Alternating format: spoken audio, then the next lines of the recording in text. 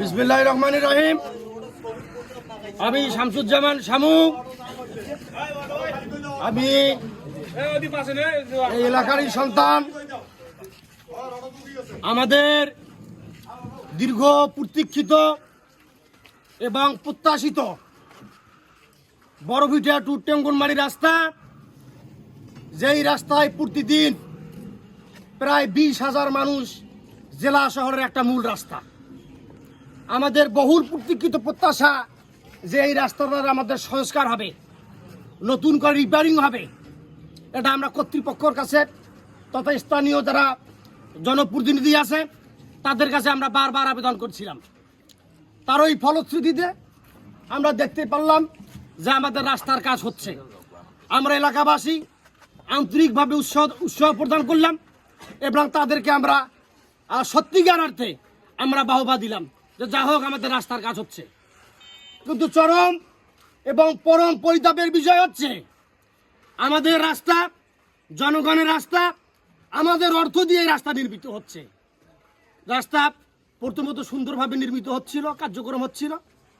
বিগত 4 দিন পূর্বে আমরা দেখতে পারলাম আমাদের এলাকার ছেলেফেলে এবং সচেতন নাগরিক যখন রাস্তা পরিদর্শন করতেছে, হাঁটাহাঁটি করতেছে, রাস্তা ঢালাইয়ের পরে 2 দিন পরে যখন কিউরিং করছিল অর্থাৎ পানি দিচ্ছিল, পানিটা তলিয়ে যাওয়ার পরে আমরা দেখতেছি যে রাস্তার রং কালো কালো ভেসে আসতেছে। সত্যিকার অর্থে রাস্তার রং তো কালো হওয়ার কথা না, পাথর তো কালো হওয়ার কথা না। তারপর আমরা এলাকার মানুষ সেটাকে আমরা খোদাই করে দেখি, সত্যিকার অর্থে এটা সেখানে নিম্নমানের কয়লা দেওয়া হয়েছে। সেটা কি নিম্নমানের কয়লা দেওয়া হয়েছে, ঠিক কিনা? আপনারা সকলে দেখছেন কিনা?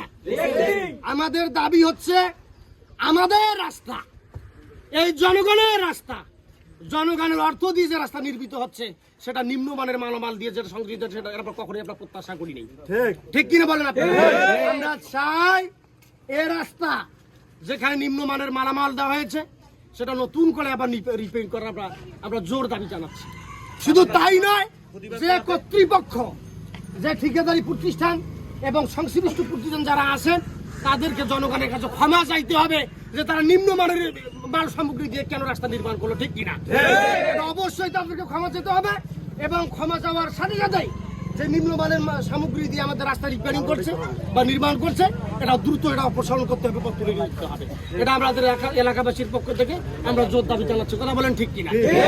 এবার আপনারা যারা সাংবাদিক যারা আছেন, মিডিয়া যারা আছেন, তাদের মাধ্যমে দেশবাসীকে জানাতে চাই, নীলফামারীবাসীকে জানাতে চাই, বাংলাদেশের যে কোনো প্রান্তে যে কাজগুলো হচ্ছে আপনারা দেখে শুনে এই কাজগুলো করে নেবেন, এটাই আমার প্রত্যাশা।